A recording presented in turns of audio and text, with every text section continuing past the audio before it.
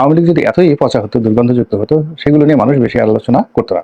বেশিরভাগ শেখ পরিবারের সদস্য তারা রাজনীতির ব্যাপারে আগ্রহ হারিয়ে ফেলেছেন এবং তারা আগামীতে রাজনীতিতে আসবেন, শেখ হাসিনার সঙ্গে রাজনীতি করবেন বা শেখ হাসিনা বিহীন রাজনীতি করবেন বা নতুন একটা নেতৃত্ব আসবে আওয়ামী লীগ তার অধীন রাজনীতি করবেন। এই ব্যাপারে এখন অলমোস্ট শেখ পরিবারের বেশিরভাগ সদস্য তারা শতভাগ নিশ্চিত যে তারা আর রাজনীতি করবেন না। সম্মানিত দর্শক, এই মুহূর্তে বাংলাদেশে যে সকল রাজনৈতিক আলাপ এবং আলোচনা রয়েছে, সব আলোচনার যে গুরুত্ব এবং আলোচনার যে বিস্তৃতি, সার্বিক বিবেচনায় আওয়ামী লীগকে নিয়ে সবচেয়ে বেশি আলোচনা হচ্ছে। আমাদের দেশে নির্বাচন কবে হবে? আগে কি জাতীয় নির্বাচন নাকি স্থানীয় নির্বাচন? কিংস পার্টি কবে হবে? কারা করবে? কয়টি কিংস পার্টি হবে? জামাতের সঙ্গে বিএনপির যে এখন দ্বন্দ্ব এবং সংঘাত, অথবা ছাত্র দলের সঙ্গে ছাত্র শিবিরের যে সম্ভাব্য সংঘাত এবং সংঘর্ষ এবং এই মুহূর্তে যে মতদ্বৈততা, এটাই দেশের মোটামুটি রাজনৈতিক অঙ্গনের আলোচনা। এই আলোচনার বাইরে, অর্থাৎ এই আলোচনা যদি আপনি সবগুলো একদিকে রাখেন আর অপরদিকে যদি আপনি কেবলমাত্র আওয়ামী লীগ সংক্রান্ত আলোচনাকে আপনি একত্র করেন, তাহলে দেখবেন যে রাজনীতির পুরোটা জুড়েই আওয়ামী লীগকে নিয়ে আলোচনা হচ্ছে। অর্থাৎ যদি দুই ভাগে বিভক্ত করেন, তাহলে দেখা যাবে যে অন অ্যাভারেজ 30% আলোচনা হচ্ছে সমসাময়িক রাজনীতি, বাংলাদেশে এখন যারা আছেন তাদের প্রেক্ষাপট, তাদের প্রেম ভালোবাসা, মিল মহব্বত, আর 70% আলোচনা হচ্ছে আওয়ামী লীগকে নিয়ে, এবং আওয়ামী লীগ এখানে নেই। এবং এটাই আমাদের রাজনীতির জন্য সবচেয়ে গুরুত্বপূর্ণ, ভয়ঙ্কর, আশাব্যঞ্জক, আবার হতাশাব্যঞ্জক। কেন? সেই বিষয় নিয়ে আলোচনা করছি। আমরা আওয়ামী লীগ নিয়ে কি আলোচনা করছি? প্রথমত আওয়ামী লীগকে নিয়ে আলোচনা করছি শেখ হাসিনাকে নিয়ে। তিনি কবে আসবেন, কিভাবে আসবেন, কোথায় আছেন, কেমন আছেন, আদৌ আসবেন কিনা, বাঁচবেন কিনা, তাকে ধরে আনা হবে, বিচার করা হবে। এরকম শেখ হাসিনাকে নিয়ে 1000টি সমীকরণ আমরা প্রতিদিন আলাপ আলোচনা করছি। 2 নম্বর হলো যে শেখ হাসিনা আবার ওখানে বসে বসে কিছু কর্মকাণ্ড করছেন। তিনি হুমকি দিচ্ছেন, ধামকি দিচ্ছেন, কথাবার্তা বলছেন, তারপর বিভিন্ন রকম কৌশল করছেন। তাহলে শেখ হাসিনাকে নিয়ে দ্বিমাত্রিক আলোচনা হচ্ছে আমাদের বাংলাদেশে। আমরা নিজেরা করছি, নিজেরা ভাবছি, এবং শেখ হাসিনা নিজে করছেন এবং নিজে ভাবছেন।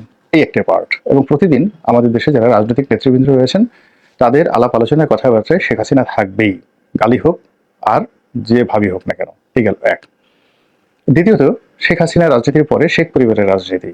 শেখ পরিবারের রাজনীতিতে শেখ পরিবারে যারা আছেন, শেখ হেলাল আছেন, তারপরে নিক্সন চৌধুরী আছেন, নূর আলম চৌধুরী লিটন আছেন, আবুল হাসান আবদুল্লাহ সাহেব আছেন, তারপর শেখ সেলিম সাহেব আছেন, শেখ হেলাল সাহেব আছেন, শেখ হেলাল সাহেবের আরো দুটো ভাই আছেন, তার ছেলে তন্ময় আছেন, বাহাউদ্দিন নাসিম সাহেব দূর সম্পর্কে শেখ নয় কিন্তু আছেন, জাহাঙ্গীর কবির নানক আছেন, এরকম আরো অনেকেই শেখ পরিবারের সাথে সম্পৃক্ত যারা রয়েছেন রাজনীতির সাথে, তাদের কিনে আলোচনা হচ্ছে। তারা কোথায় আছেন, কেমন আছেন, কত টাকা মেরেছেন, তাদেরকে ধরা হচ্ছে না কেন, কিভাবে তারা পালালেন, ইত্যাদি ইত্যাদি আরো অনেক কিছু।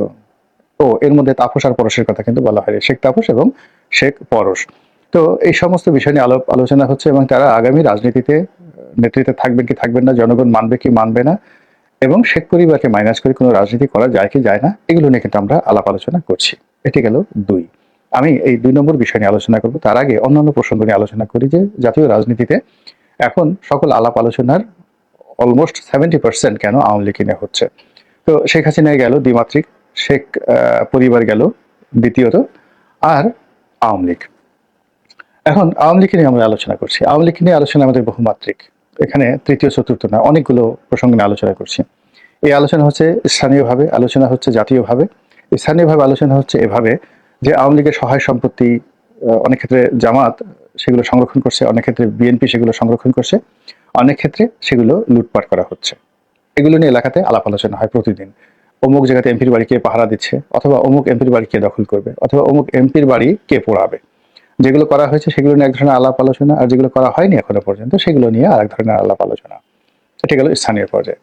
জাতীয় পর্যায়ে যে সকল আওয়ামী লীগ নেতৃবৃন্দ রয়েছেন, যেমন অনেকে বলেন যে ওবায়দুল কাদের এখনো বাংলাদেশে আছেন, মির্জা আজম এখনো বাংলাদেশে আছেন, পালিয়ে আছেন, মাহবুব আলম হানফ এখনো পালিয়ে আছেন, তাদেরকে ধরা হবে, ধরতে পারলে এত টাকা পুরস্কার, তারপর তাদের ওটার মূল্য এত, এটার মূল্য এত, এরকম নানা রকম কথাবার্তা হচ্ছে আওয়ামী লীগকে নিয়ে।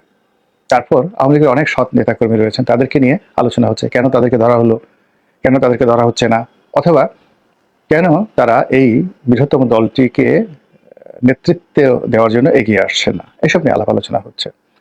তারপর আওয়ামী লীগের ব্যবসা বাণিজ্য, আওয়ামী লীগের আমলাতন্ত্র, আওয়ামী লীগের যে সকল সামরিক বেসামরিক সাবেক এবং বর্তমান কর্মকর্তা রয়েছেন তাদেরকে নিয়ে এই সমাজে আলাপ আলোচনা হচ্ছে।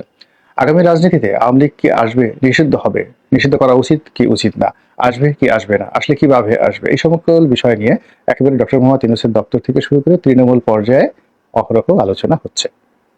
তো এই যে আলোচনাগুলো করলাম, এই আলোচনাগুলোর সঙ্গে সঙ্গে আমি অন্যান্য যে বিষয়গুলো সমন্বয়কদের নিয়ে, জামাতকে নিয়ে, শিবিরকে নিয়ে, ছাত্রদলকে নিয়ে সেই আলোচনার তুলনা করে দেখেন এবং জামায়াত ইসলামের যে দাঁড়িপাল্লা আছে সেই দাঁড়িপাল্লার একদিকে আওয়ামী লীগের আলোচনা দেন আর অন্যদিকে অন্য সকল আলোচনা দেন, দেখবেন আওয়ামী লীগের আলোচনা সবচেয়ে বেশি হচ্ছে। তো সমাজে যে বিষয়টির গুরুত্ব থাকে, যে বিষয়টির গ্রহণযোগ্যতা থাকে এবং যে বিষয়টি সম্পর্কে মানুষ কোনো অবস্থাতেই নিজেকে নিবৃত রাখতে পারে না, সেটা নিয়ে আলোচনা করে। আপনি যদি খুব বেশি রাগান্বিত হন বা ঘৃণিত হন কোনো একটা বিষয়, ওটা নিয়ে আলোচনা করতে চান না। যেমন ধরুন আপনার বর্জ্য, হিউম্যান বর্জ্য। তো এগুলোর কথা মানুষ আলোচনাও করে না, তাকায়ও না। কিংবা কোনো পচা মাংস, পচা জিনিস, দুর্গন্ধ ছড়ায়। এগুলো নিয়েও কিন্তু মানুষ আলোচনা করে না। আওয়ামী লীগ যদি এতই পচা হতো, দুর্গন্ধযুক্ত হতো, সেগুলো নিয়ে মানুষ বেশি আলোচনা করতো না। আমাদের দেশে মির্জাফর, রাজাকার, আলবদর, আশরাফ এগুলো যেমন গালিতে পরিণত হয়েছে, ফলে কোন রাজাকার কে কি করলো, কোথায় এলো না, এটা নিয়ে স্বাধীনতার পর থেকে এখন পর্যন্ত কেউ মাথা ঘামায়নি, কিয়ামত পর্যন্ত কেউ মাথা ঘামাবে না। বরং রাজাকার দেখলে মানুষ নাক ছিটকাবে, মুখ ছিটকাবে, কেউ যদি সুযোগ পায় 2-4টে চড় থাপড় মারবে, আর যদি তা না পায় তাহলে দূর থেকে গালিগালাজ করবে। এই পর্যন্তই, আলোচনায় আসবে না। তো আওয়ামী লীগকে নিয়ে যেহেতু আলাপ আলোচনা হচ্ছে, কাজেই এই আলাপ আলোচনার অনেক গুরুত্বপূর্ণ দিক রয়েছে এবং এইগুলো কোনো অবস্থাতেই মানে অ্যাভয়েড করা উচিত হবে না এবং ঠিকও হবে না। তো যেটা বলছিলাম যে আওয়ামী লীগ রাজনীতির যে বহুমুখী আলোচনা, সেই আলোচনার মধ্যে শেখ হাসিনার নেতৃত্ব, তার বাইরে শেখ পরিবারের নেতৃত্ব। আমি আজকের এই আলোচনায় শেখ পরিবারের নেতৃত্ব নিয়ে কথা বলার চেষ্টা করব। আওয়ামী লীগের যারা পলাতক রয়েছেন, অনেক সিনিয়র নেতৃবৃন্দ রয়েছেন। কেউ বাংলাদেশে আছেন, কেউ দেশের বাইরে আছেন, কেউ লন্ডন আমেরিকাতে আছেন। তারা অনেকেই শেখ পরিবারের অনেকের সাথে আলোচনা করেন, তাপসের সঙ্গে আলোচনা করেন, পরেশের সঙ্গে আলোচনা করেন, হয়তো শেখ সেলিম সাহেবের সঙ্গে আলোচনা করেন, অন্যান্য যারা শেখ রয়েছেন সকলের সঙ্গে আলোচনা করেন। আমি স্পেসিফিক কোনো লোকের নাম বলবো না, তবে বেশিরভাগ শেখ পরিবারের সদস্য তারা রাজনীতির ব্যাপারে আগ্রহ হারিয়ে ফেলেছেন এবং তারা আগামীতে রাজনীতিতে আসবেন, শেখ হাসিনার সঙ্গে রাজনীতি করবেন বা শেখ হাসিনা বিহীন রাজনীতি করবেন বা নতুন একটা নেতৃত্ব আসবে আওয়ামী লীগ, তার অধীন রাজনীতি করবেন। এই ব্যাপারে এখন অলমোস্ট শেখ পরিবারের বেশিরভাগ সদস্য তারা শতভাগ নিশ্চিত যে তারা আর রাজনীতি করবেন না। কেন রাজনীতি করবেন না? এর কারণ হলো এই রাজনীতি প্রথম থেকে 1971 থেকে আজ অবধি তাদেরকে অনেক দুর্ভোগ এবং দুর্দশার মধ্যে ফেলেছে।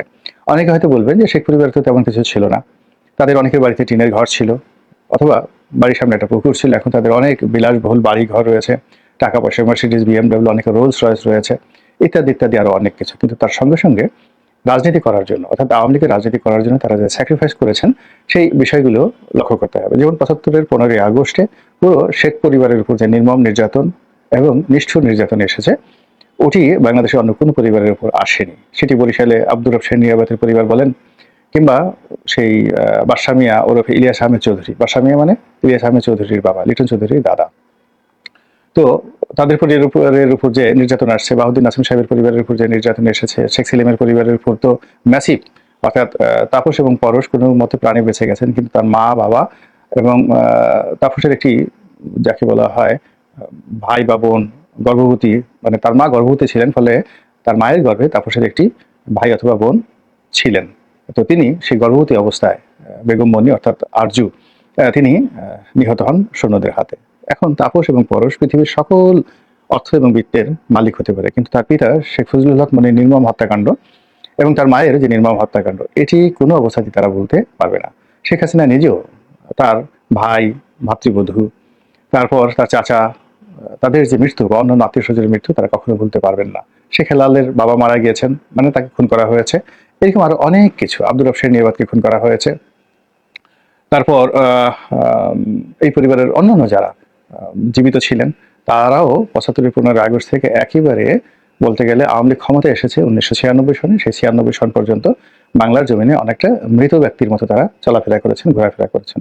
তো এই যে নির্মম এবং নিষ্ঠুরতা, সেই নিষ্ঠুরতা সবাই মিলে ভোগ করেছে। কিন্তু যখন আওয়ামী লীগ ক্ষমতায় পেয়েছে, তখন সেই ক্ষমতা একেবারে 90% ক্ষমতা ভোগ করেছেন বলতে গেলে শেখ হাসিনা নিজে, আর 8% ক্ষমতা ভোগ করেছেন শেখ রেহানা, বাকি 2% ক্ষমতা শেখ পরিবারের অন্য যারা লোকজন আছেন তারা ভোগ করার চেষ্টা করেছেন।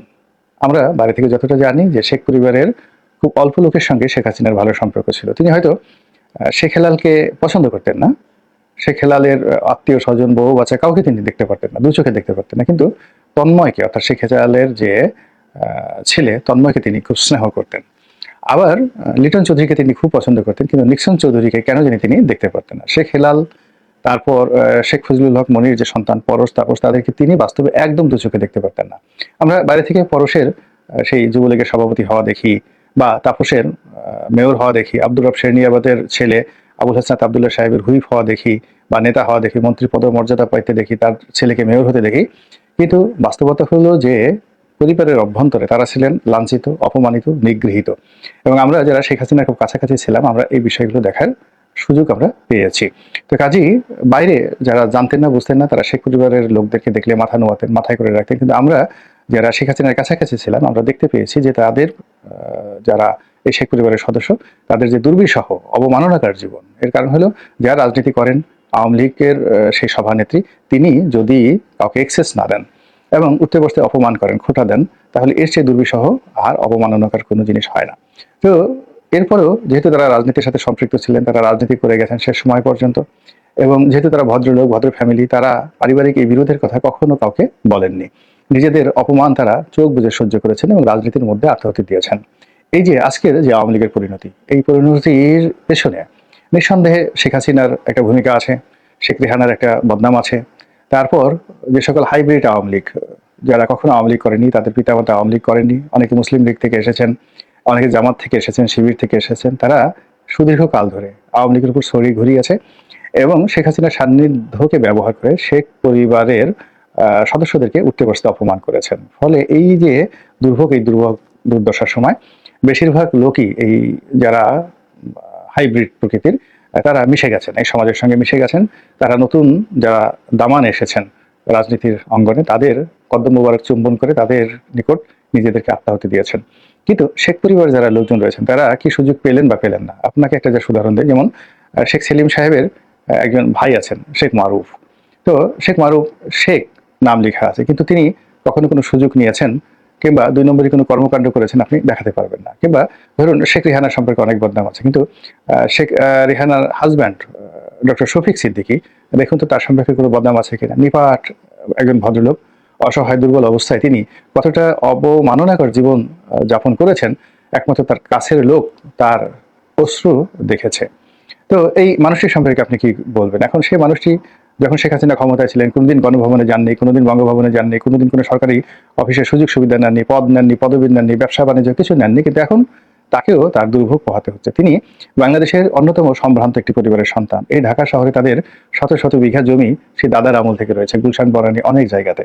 এখন তিনি তার মেয়ের নামে গাজীপুরে একটা রিসোর্ট করেছেন, এবং সেই রিসোর্ট নিয়েও দেখা যাচ্ছে তার বিরুদ্ধে বদনাম করা হচ্ছে। অথচ ওই গাজীপুরে 100 বিঘা নয়, 1000 বিঘা জমি কেনার ক্ষমতা তার বাবার ছিল, তার দাদার ছিল, এবং তার নিজেরও আছে। তো এই হলো রাজনীতির যাকে বলা হয় ট্রাজেডি। তো একইভাবে শেখ পরিবারে যারা আত্মীয় স্বজন রয়েছেন, যারা অন্যায় করেননি, দুর্নীতি করেননি, কিন্তু এখন তাকে দুর্ভোগ এবং দুর্দশা পোহাতে হচ্ছে। এই অবস্থাতে যখন অনেকে তাদেরকে আহ্বান করেন যে আপনারা আসুন, রাজনীতি করুন, তখন সঙ্গত কারণে তারা বলেন যে আমরা আর রাজনীতি করব না। এবং অনেকে একেবারে স্পষ্টভাবে বলে দিয়েছেন যে বর্তমান যারা নেতৃত্বে আছে, শেখ হাসিনা এই নেতৃত্বের পিছনে রাজনীতি করে জীবনকে দুর্বিষহ করার কোনো রকম আগ্রহ তাদের নেই। আমি যতটুকু জেনেছি, স্পষ্টতভাবেই জেনেছি, একেবারে সরাসরি কথার মাধ্যমে, শুধু নাম বললাম না।